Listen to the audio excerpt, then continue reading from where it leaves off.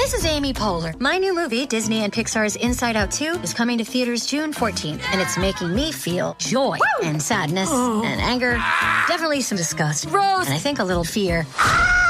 But I'm also feeling these new emotions like anxiety, embarrassment, envy, and ennui. It's what you call the boredom. Okay, that one was weird. It's gonna be the feel everything movie of the summer. Disney and Pixar's Inside Out 2, rated PG, parental guidance suggested. Only in theaters June 14th. Get tickets now.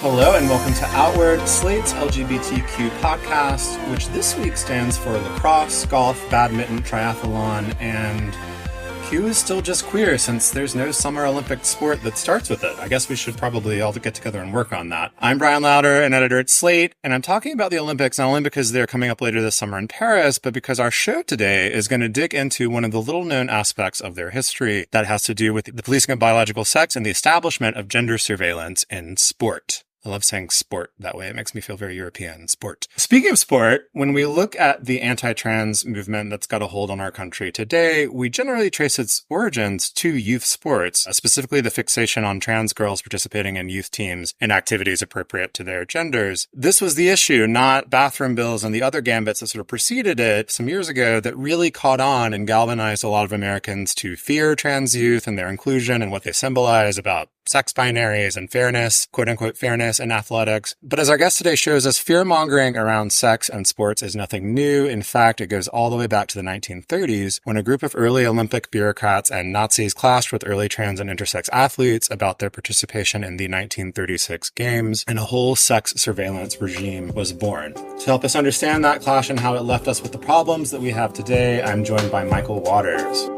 It's time to take a quick break, but we will be back with Michael Waters right after that. Hey, it's Ryan Reynolds, and I'm here with Keith, co-star of my upcoming film, If, only in theaters May 17th. Do you want to tell people the big news? All right, I'll do it. Sign up now and you'll get unlimited for $15 a month and 6 months of Paramount Plus Essential Plan on us. MintMobile.com/switch. Upfront payment of $45 equivalent to $15 per month. Unlimited over 40 gigabytes per month. Face lower speeds. Videos at 480p. Active Mint customers by 531.24 get 6 months of Paramount Plus Essential Plan. Auto renews after 6 months. Offer ends May 31st, 2024. Separate Paramount Plus registration required. Terms and conditions apply if rated PG. This episode is supported by FX's Clipped, the scandalous story of the 2014 Clippers owner's racist remarks captured on tape and heard around the world. The series charts the tape's impact on a dysfunctional basketball organization striving to win against their reputation as the most cursed team in the league. Starring Lawrence Fishburne, Jackie Weaver, Cleopatra Coleman, and Ed O'Neill. FX's Clipped, streaming June 4th, only on Hulu. This episode is brought to you by La Quinta by Wyndham. Your work can take you all over the place, like Texas. You've never been, but it's going to be great because you're staying at La Quinta by Wyndham. Their free Bright Side breakfast will give you energy for the day ahead. And after, you can unwind using their free high-speed Wi-Fi. Tonight, La Quinta. Tomorrow, you shine. Book your stay today at lq.com. Okay, we're back. Michael is a wonderful writer and historian, an occasional Slate contributor. His most recent piece for us was about salacious steamship gossip, so if you missed that, please go check it out. He's also a writer for The Atlantic, The New Yorker, Wired, Vox, The New York Times, and many other publications. It's been my pleasure to edit him a number of times, and even better to have him on the pod today to talk about his new book, The Other Olympians, Fascism, Queerness, and the Making of Modern Sports, which is out this June from FSG. Michael, welcome to Outward. Thank you for having me. Slate is always the best place to be, so I'm thrilled to be here with you.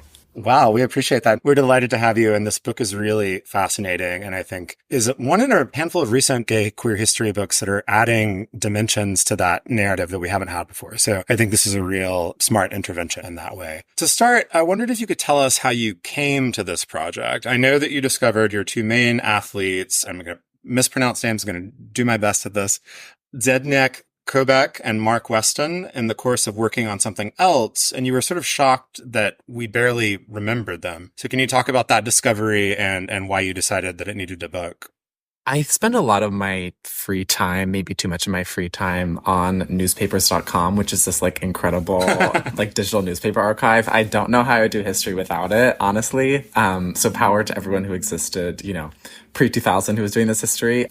But I was yeah, exactly. But I was looking on newspapers.com, like I sort of love to search different variations of search terms related to like gender and sexuality and kind of like contemporaneous words for queerness in whatever era I'm looking in. I stumbled across this trans woman named Barbara Ann Richards, who petitioned in 1941 to have her name legally changed to sort of reflect her transition. Actually, and her petition was approved, and it was this big news story in 1941. And I was really interested in her story. And then I noticed that at the kind of towards the end of some of the coverage of Barbara Ann Richards, a few newspapers mentioned, like, you might remember this phenomenon, referring to gender transition, basically, from a few years ago when these two athletes had transitioned gender. And then, like, they named these two athletes who eventually became the focus of my book. Zdeněk Koubek, who is this Czech sprinter, and then Mark Weston, who is this British shot putter. And I was just like, I'd never heard of them before. So I was like, oh, that's so wild. Like, who are these people? Looked up their names, kind of thought that they would just be widely known. And it was kind of like a history that I missed, and was really surprised at kind of the lack of information out there about them. And so that kind of was the genesis for the obsession that eventually brought me to this book. And I think the first way that I knew it could be a book is this incredibly clutch, or incredibly lucky research discovery, which is that Zdeněk Koubek, after he transitioned, so he transitions in December 1935, announces that he is like about to undergo surgery, that he's now living as a man after having this career in women's sports. And after he transitions, he becomes a celebrity, and he actually is asked to write an account of his life for this Czech magazine. And it's published weekly over the course of months. In total, it's about 40,000 words. Oh, it's like serialized. Yeah. Right, so it's like this right, like kind of yeah. 40,000 word like short memoir all about his life that was like sort of in this Czech archive. I eventually found out like this incredible translator who translated it into English for the first time for me. But that's like that doc. When I got that, I was like, oh, okay, this is something. Because like the hard part about any history, but I think especially queer history, is that we often don't have that kind of documentation of like someone explaining their life story. And so, yeah, once I saw that, I was like, okay, there is something here potentially for a bigger project. I actually wanted to ask you about sort of research methods and sort of, because it's pretty clear. I mean, you say, I think in your author's note, that you basically had that like sort of long essay and then some contemporaneous interviews to rely on, but there wasn't like a huge archive about these people, right? You had to work from those things to construct. And I want listeners to understand this book is beautifully narratively written. It's like, it reads like a novel. It's really gorgeous writing that way, which is not a surprise coming from you. But knowing that, that you had to kind of spin that out from relatively meager resources is fascinating. So I wanted to hear you speak a little bit more about that. I would say that almost all of the parts of the book that are full scenes where like you are sort of placed in a space and you have like back and forth dialogue, almost all of that is from Koubek, because I was sort of using dialogue that he remembered. I mean, some of his account is a little exaggerated, and it is like sort of like he also had this like great sense of humor, which was like an incredible part of this. But basically there was almost no way to like recreate a scene unless it was a scene of someone competing. So like there are a few sort of track competition scenes, or it was something that Koubek himself had narrated. A lot of other sources that I used sort of pieced together some element of narrative. So I did rely a lot on newspaper articles, especially about Koubek and Weston. Weston, as far as I can tell, never wrote anything first person about his life the way that Koubek did. So his story is like a little more in pieces than Koubek's, but he did give a lot of interviews in 1936 after he too had transitioned. And then I used a lot of like archives related to the International Olympic Committee, to World Athletics. There's some figures in the book who were kind of like pseudo archivists of their own life. So there's this American IOC official named Avery Brundage, who is a bit of a villain in the book, I'll say, who saves seemingly everything. And so he has this archive in Illinois that is just hundreds of boxes full of like letters and meeting minutes and everything from his career, a lot of which does not make him look very good. So it's like wild that he saved all of this. But so like his archive was like really helpful for me as well, and sort of piecing together, especially the kind of like bureaucratic sports side of this. Your book is an example of a kind of history writing that I really love, which is when you're talking about a small group of people that sort of come together at this pivotal moment, right, and have like a kind of lasting impact. I'm thinking like of a very different subject matter, but there's this book by Luc Barr called Provence, 1970, that's like Julia Child and James Beard and all of these people are together in France, and right, and so they have this big impact on American food culture from there. You just started mentioning some other characters, but I was hoping for our listeners that you could kind of give us like a little bit of a map of the people that we're talking about, aside from Kobach and Weston, you've mentioned them, but who are the other sort of players in this story and sort of how are they situated? Yeah, there are a lot of players, which I did try to condense for the readability of the book, but there are a lot of like kind of minor people who pop up and disappear, so apologies if that gets confusing. But I would say some of the other key people beyond these two athletes are, so I mentioned Avery Brundage, who kind of comes in later. He is this American sports official who heads the American Olympic Committee in 1936. And he becomes kind of famous because 1936, the Olympics are in Berlin. There's this really big boycott movement in the US being like, we shouldn't send our team to this Olympics that is hosted by the Nazis.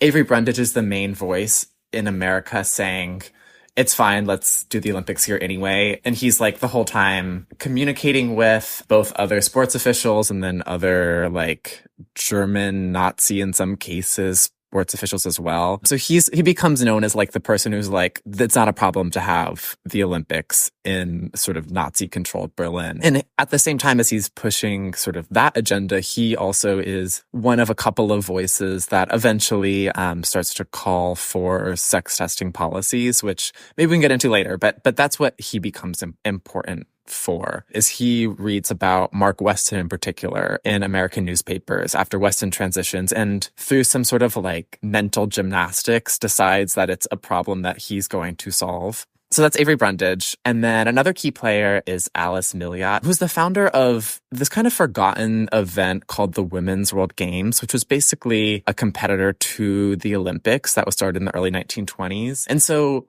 the early Olympics both was kind of like administratively a bit of a mess. There was lots of things always going wrong at the Olympics. I mean, there still are. I wanted you to speak on this because Michael has a very sharp wit. One thing that you write about that made me chuckle a lot was just how much of a hot mess the early Olympics were. So the modern Olympics are founded in 1896 by this French guy called Pierre de Coubertin. He is interested in sports. His background is that he's a baron. He comes from like sort of like landed aristocracy in France. And he's interested in sports and this idea of like, he talks about like masculinizing French men.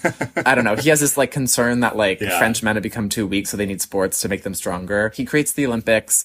He's not really that interested in kind of the nitty gritty of administration, or what it takes to do like event planning, which is very hard, especially on a global scale. There were always issues of like people who maybe cheated in the early Olympics. So lots of stories about like the winner of like a marathon competition was like not like seemed to disappear in the middle of it and then sort of like comes back. It's like close to the finish. One of the early Olympics was in Paris, and like the marathon literally went through the streets of Paris. And so it was very easy to just like, for someone to like lose track of different athletes, and then they might hitch a ride. There were a lot of allegations of people hitching a ride to the front. And yeah, there was like structures were always collapsing that were built for the Olympics. You said everyone was like drinking and doing cocaine, like and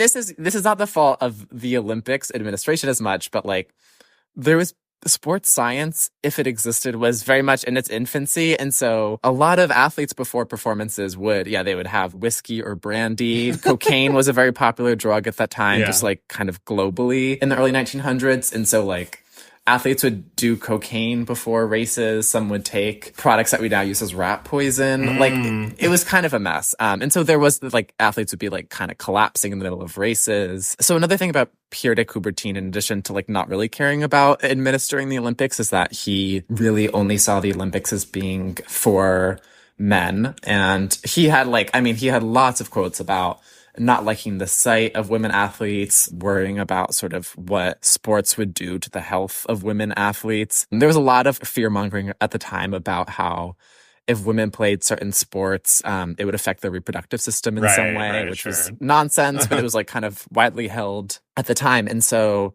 Alice Milliot in the early 1920s, when there are very few sports available to women at the actual Olympics, she is this French woman who kind of like rises the ranks of French sports administration. And she decides to create her own rival event called the Women's World Games. And like the Olympics, the Women's World Games is held every 4 years. It's governed kind of is separately from the Olympics. They kind of have their own rules and their own discussion, often with a lot more nuance about gender and sex than the IOC itself. And what's interesting about the Women's World Games is that they became almost as popular as the Olympics itself for a period of time. Like lots of people showed up. Internally, there are letters from people within the IOC worrying about like whether the Women's World Games will eventually sort of come to rival the Olympics in scale. And so at the same time as like she's gaining traction, you see the like all male group of people serving on the IOC, the International Olympic Committee. They're trying to kill the Women's World Games. And the Women's World Games is also relevant because before Weston and Kobeck transition, that's what they're participating in because their sports are basically not available at the actual Olympics. So the Women's World Games is kind of the highest level that they could have sort of strived to pre their gender transitions. There's some other characters. I guess those are maybe the key players. No, that's good. I think that's good. That gives us a good picture. And actually, I think this is a good moment to take a quick break. And then when we come back, we will dig into sort of the meat of the book, which is this interesting moment of possibility right before the 1936 Olympics and then what happens after. All right, so we'll be back in just a second.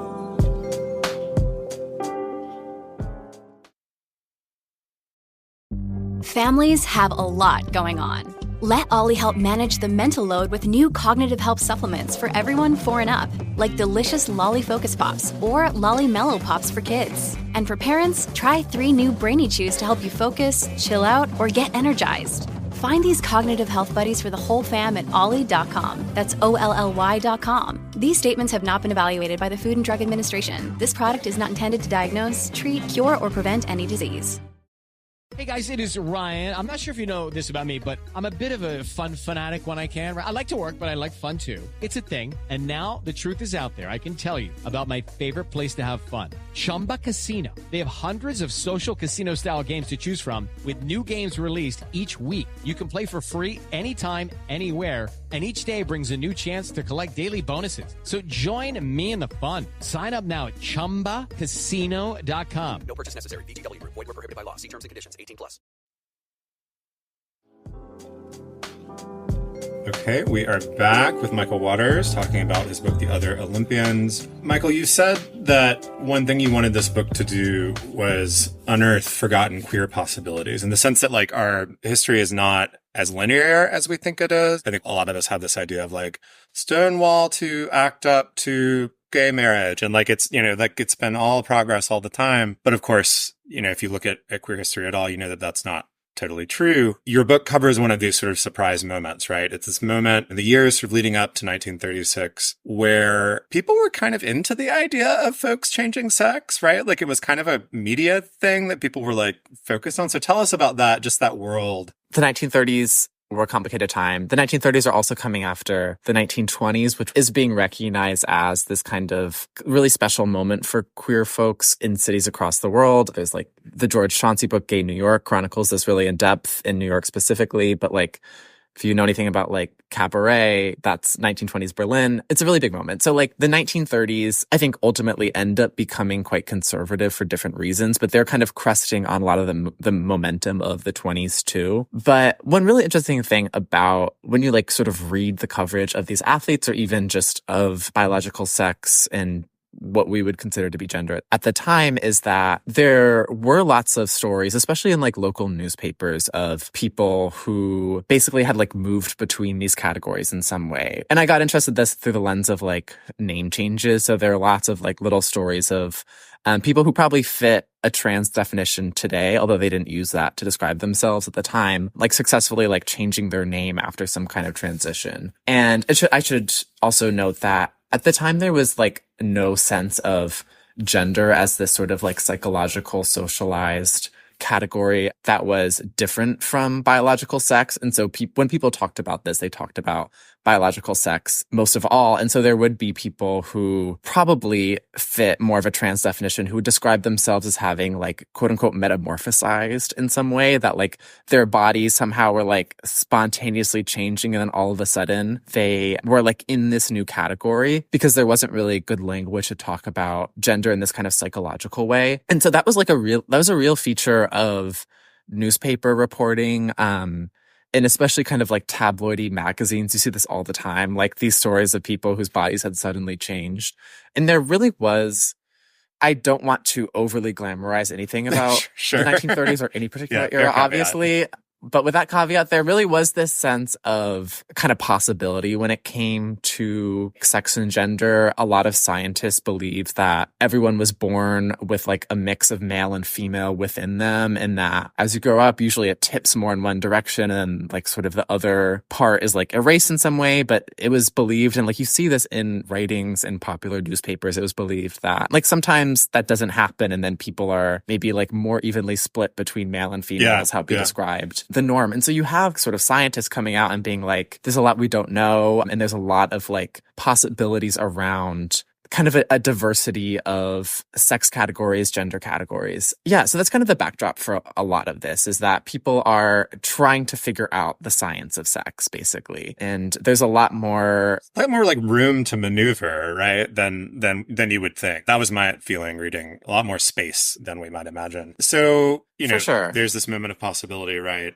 And this really is the meat of the book, so I don't want us to like spoil it. But if you could do like a pencil sketch of what happens when that moment of possibility sort of runs into sports, into the IOC, the Nazis, 1936, what goes wrong there? What is it that that causes them to really want to shut that down as hard as possible? Yeah, and I think it's important to frame it differently, to frame the public differently from sports officials, because when Kobach and Weston transition, I mean, this is what's so interesting and kind of surprising to me in doing this research. When they announce their transitions, I mean, it becomes this global story in both cases, and you get these series of articles in newspapers and magazines like Time Magazine, the LA Times, big, sort of big publications that that covered these athletes with this real sense of curiosity, I think. And, there was a little bit of sensationalism, I think, in a lot of the coverage, like kind of looking back, but there wasn't anyone kind of sounding any kind of alarm or being worried in kind of some kind of like broader sense about gender transition, what gender transition would mean for sports. There was basically like a series of articles that were trying to explain like, well, how is it possible to move in between these categories? A lot of sexologists wrote for different sports magazines at the time, and they like wrote in columns explaining like how this was possible. There was this op-ed from this really prominent medical writer who was basically saying that people are going to be transitioning all the time, and we have to sort of present them with this sense of empathy. So like this is writing in 1936. And so the public maybe didn't always understand the inner workings of like what was going on with these two athletes, with Weston and Kobach, but there really weren't many calls in the public for any kind of regulation or any kind of pushback. And I say that because no pitchforks coming to the stage. Right. And I think there's certain, I think there's certain contributing factors to that, which is that at this point, Mark Weston, the British athlete, had just retired from sports entirely, and Kobach was temporarily retired. They participated in women's sports before transitioning. And then like Weston was done with sports. Kobach was saying he wants to play in men's sports.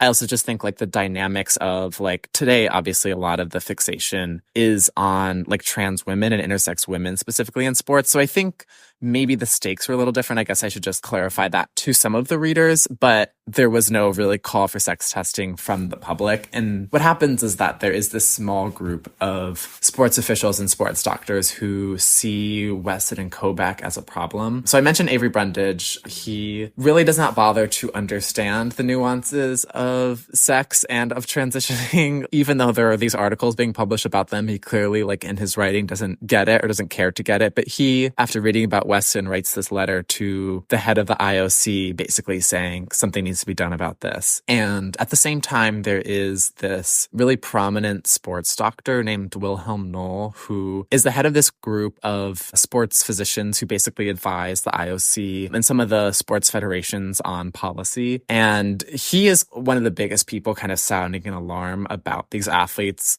Again, kind of like against logic. An important part about him also is that he is this very committed Nazi. He's like registered in the Nazi party. He wears like the brown shirt uniform to his lectures that he gives at the University of Hamburg. And he is the first person to write this op-ed in January 1936 after Kobeck transitions, saying that Kobeck is a fraud in some way and that something needs to be done. I mean, he's really the first person to say we need to do some kind of medical examination of athletes before major sports events to like make sure, quote unquote, they're in the right category. It's really not clear what he thought he would find, what he was looking for. And I don't really think that he himself had even bothered to think this through. He was a doctor, but I also think in his writings, you see just like the influence of kind of that like eugenics Nazi ideology, where he's sort of zeroing in on a difference and not really bothering to unpack any nuances of it. He just sees Weston and Kobeck as a problem. And he is like this really respected authority at the time in the sports world on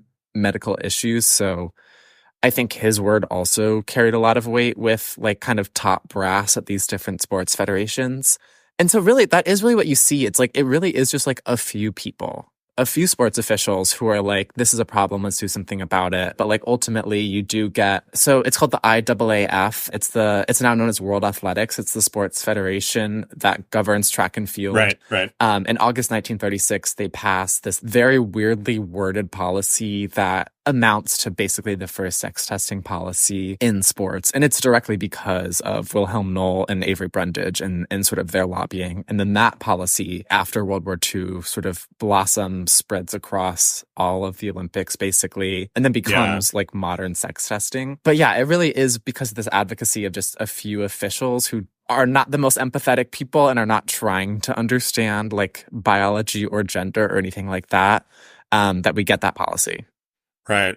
You can't help but feel like a little bit of a tragedy there. It's just like, God, what if that hadn't happened and we could have had, that spirit of curiosity that you're describing sort of continue? Who knows? Like that could, like the whole 20th century could look very different with regard to these issues. Speaking of time and the rest of the century. So as you just said, this surveillance and testing regime that was established then has continued. How do you see sort of that legacy influencing not only sports, but sort of our general anti-trans moment more broadly right now? I'm thinking specifically maybe of just like the way we think about sex and the division between the sex, like that kind of stuff is, I think, kind of codified or at least intensified through this mechanism. Yeah, absolutely. Right? Like, I think the way that I've come to understand what happened in 1936 is that it really put anyone who would be advocating for a more inclusive approach to sort of a spectrum of people, a spectrum of like biological sex itself is a spectrum. Like a lot of sports officials try to cleave it into this binary, and it's not. So even in this era before people were talking about gender, they knew that there was this sort of spectrum of bodies,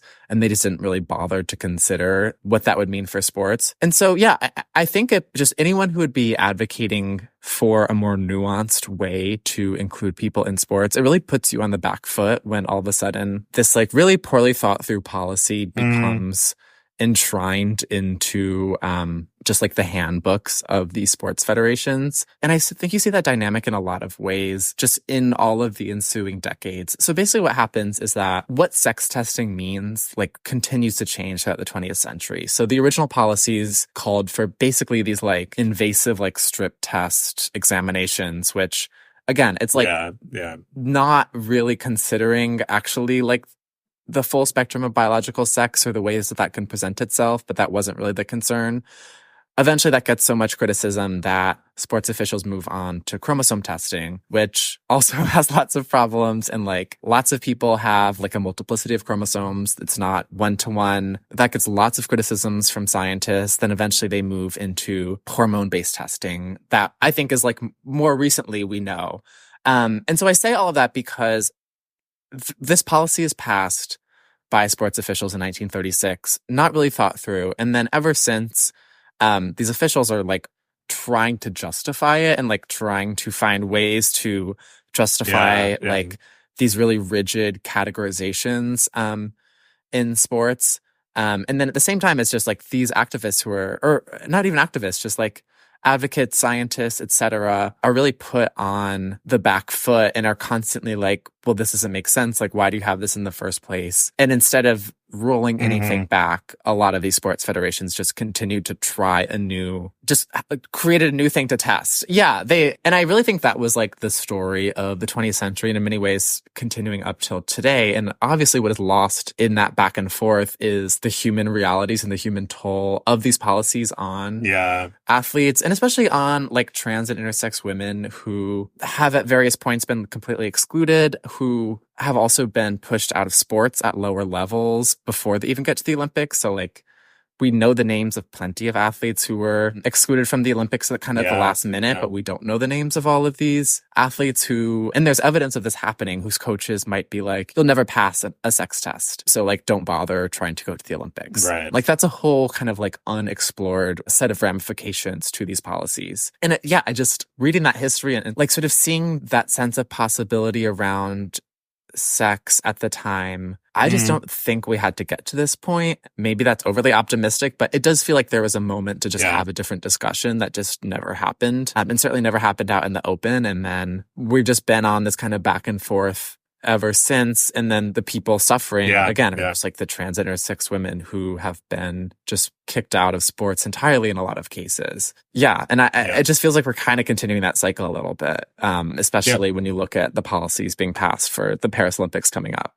Exactly. As a sort of closing question, I wanted to ask you, aside from bringing these, little known, let's call them trans pioneers to our attention, which is a valuable thing in itself, what would you like readers to take away from this book? Sort of what, after doing all this reading and research, like, what do you want us to understand and maybe appreciate differently in the world today? Yeah, I think what became important to me while writing this book that I didn't expect is that I really wanted to denaturalize kind of the bureaucracy behind these policies, if that makes sense. Basically to show the set of interest in the people who got us to this point that we have these anti-trans, anti-intersex policies in sports. Because I do think it's easy to just assume that it's always been there, or that there was always some logic for these policies existing in the first place. That it was reasonable. Yeah. And I do think that when you see like, okay, who are the people on the ground who pushed for this?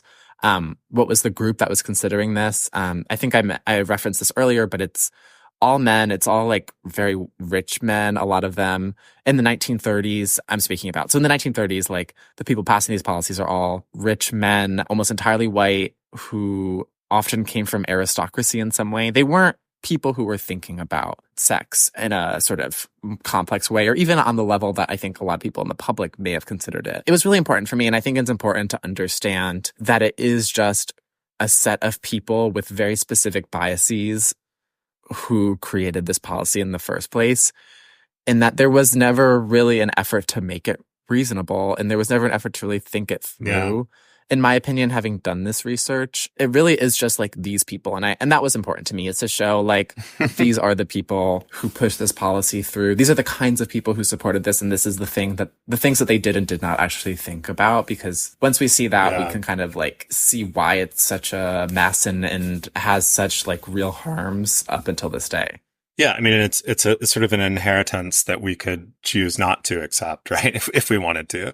Michael, I think your book is amazing in that way, in helping us understand and appreciate that sort of genealogy and why, maybe we would like to do something differently now. Listeners, the book is The Other Olympians, Fascism, Queerness, and the Making of Modern Sports. The author is Michael Waters. Michael, thank you so much. This has been a really fascinating conversation, and the book is just so good. Well, I appreciate that a lot. Thank you so much for having me, Bryan. All right, that is the show for this week. Please send us feedback and topic ideas at outwardpodcast@slate.com or via Facebook or X @SlateOutward. A reminder that, as always, by joining Slate Plus, you'll get ad-free podcasts, extra segments on shows like Working, and you'll never hit a paywall on the Slate site. To learn more more about that, go to slate.com/outwardplus. Our show was produced with Olympian strength and grace today by Palace Shaw. If you like Outward, please subscribe in your podcast app. Give us those 5-star reviews, tell your friends about it, do all the things so that others can find the show and we can grow the Outward family. Until next time, bye everybody, stay gay. Lucky Land Casino, asking people, what's the weirdest place you've gotten lucky? Lucky? In line at the deli, I guess? Aha, in my dentist's office. More than once, actually. Do I have to say? Yes, you do. In the car before my kids' PTA meeting. Really? Yes. Excuse me, what's the weirdest place you've gotten lucky? I never win and tell. Well, there you have it. You can get lucky anywhere, playing at LuckyLandSlots.com. Play for free right now. Are you feeling lucky? No purchase necessary. Void where prohibited by law. 18+. Terms and conditions apply. See website for details.